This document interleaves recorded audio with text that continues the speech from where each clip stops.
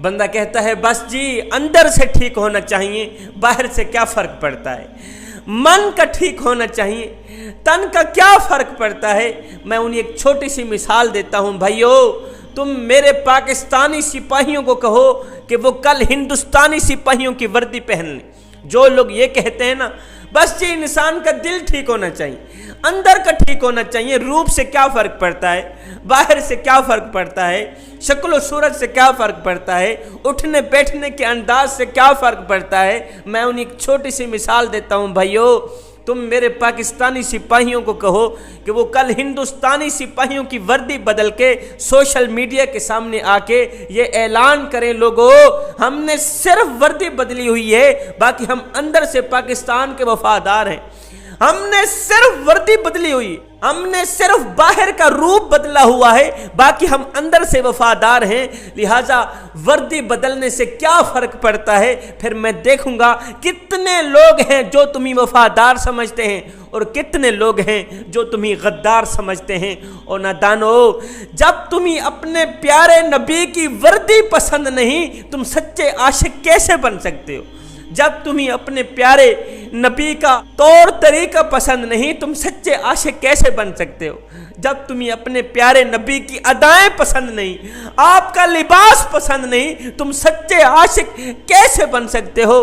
ہائے میرے کریم نبی کے دروازے پر، میرے کریم نبی کی چوکھٹ پر اگر کوئی اپنا آیا، اپنوں کے سروں پر تو میرے کریم نبی نے شفقت بھرا ہاتھ رکھا ہی رکھا۔ کمال کی بات تو یہ تھی کہ میرے کریم نبی کی چوکھٹ پر اگر کوئی دشمن آ جاتا، دشمنوں کے سروں پر بھی میرے کریم نبی نے شفقت بھرا ہاتھ رکھا ہے۔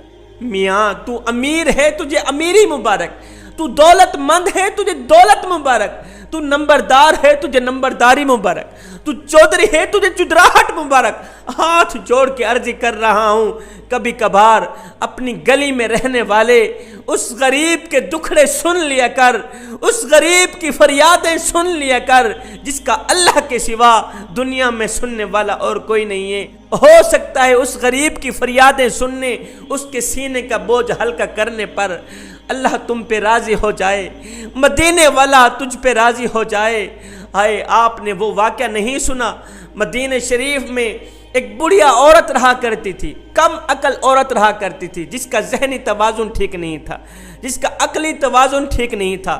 وہ جس راستے سے جاتی تھی لوگ وہ راستہ چھوڑ دیتے تھے، کوئی بھی اس سے بات کرنا گوارا نہیں کرتا تھا۔ یہ بڑھیا بے تکی باتیں کیا کرتی تھی، اس کا ذہنی توازن ٹھیک نہیں تھا۔ جس راستے سے جاتی ہے لوگ وہ راستہ چھوڑ دیتے ہیں کہ بڑھیا آ رہی ہے، ایسے ہی بے تکی باتیں سنائے گی، ہمارا ٹائم ضائع کرے گی۔ میرے کریم نبی صلی اللہ علیہ وسلم مسجد میں بیٹھے ہوئے ہیں، یہی بڑھیا عورت جس کا ذہنی توازن ٹھیک نہیں ہے، کم عقل عورت ہے جسے ہم اپنی زبان میں پاگل سمجھتے ہیں، یہی پاگل عورت مسجد نبوی کے دروازے پر آئی۔ اس نے میرے کریم نبی کو اشارہ کیا، میرے پاس آؤ، میں نے تمہیں کچھ بتانا ہے۔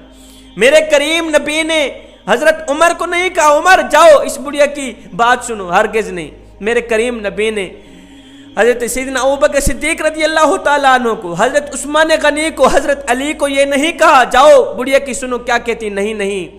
میرے کریم نبی خود اٹھے، میرے کریم نبی خود اٹھے، دروازے پر گئے، بڑھیا کو کہا بڑھیا کیا کہنا چاہتی؟ بڑھیا نے کہا جی میں نے یہاں کچھ نہیں کہنا، یہ جو سامنے میدان پڑا ہوا ہے نا اس میدان پر میں نے جا کر کچھ کہنا، ساری باتیں بتانی اس میدان پہ جا کر۔ ہائے کڑکتی دھوپ ہے، تتی ریت ہے، میرے کریم نبی گئے اس میدان کے اندر، وہ بڑھیا کملی عورت، پاگل عورت میرے کریم نبی کو ایسے ہی گھماتی رہی، بے تکی باتیں سناتی رہی، ایسے ہی گھماتی رہی۔ کڑکتی دھوپ ہے، تتی ریت ہے، میرے نبی کا نازک بدن، بے تکی باتیں سناتی رہی، میرے نبی کو گھماتی رہی۔ گھنٹہ گزر گیا، 2 گھنٹے گزر گئی، جب وہ بڑھیا عورت تھکی اس نے اپنے گھر کی طرف رہا لی۔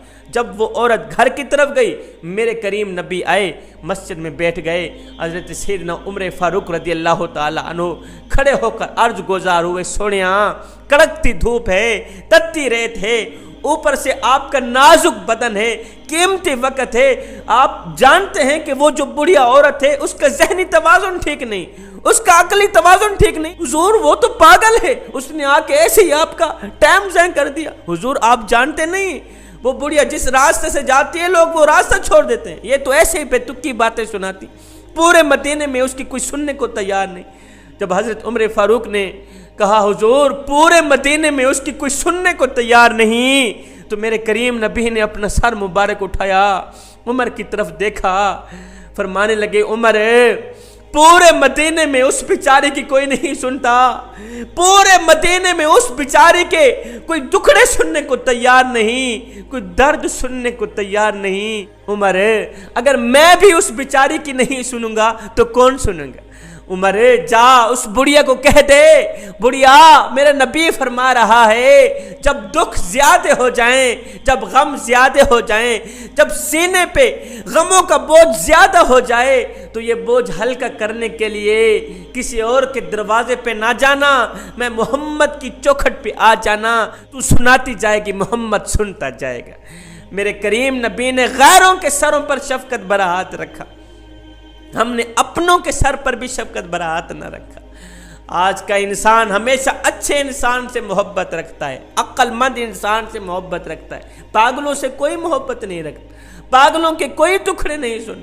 آج کا انسان ہمیشہ اچھے انسان سے محبت رکھتا ہے، فقط ایک میرا رب ہی ہے جو برے انسان کو بھی اکیلا نہیں چھوڑتا۔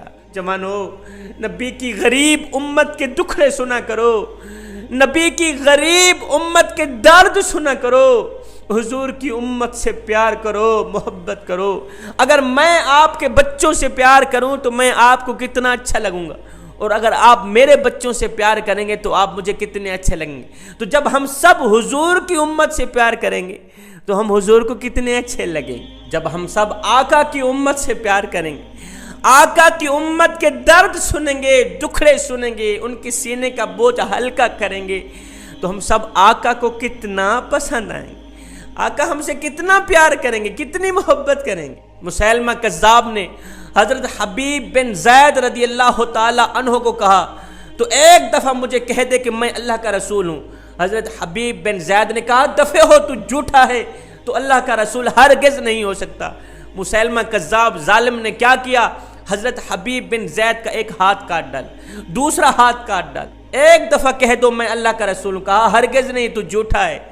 مسیلمہ کذاب نے حضرت حبیب بن زید کا ایک پاؤں کاٹ ڈالا، دوسرا پاؤں کاٹ ڈالا، ایک ایک بوٹی جسم سے الگ کر ڈالی، ایک بار کہہ دو میں اللہ کا رسول ہوں، کہا دفع ہو تو جھوٹا ہے، تو آج بھی جھوٹا ہے، تو کل بھی جھوٹا ہے، تو اللہ کا رسول نہیں۔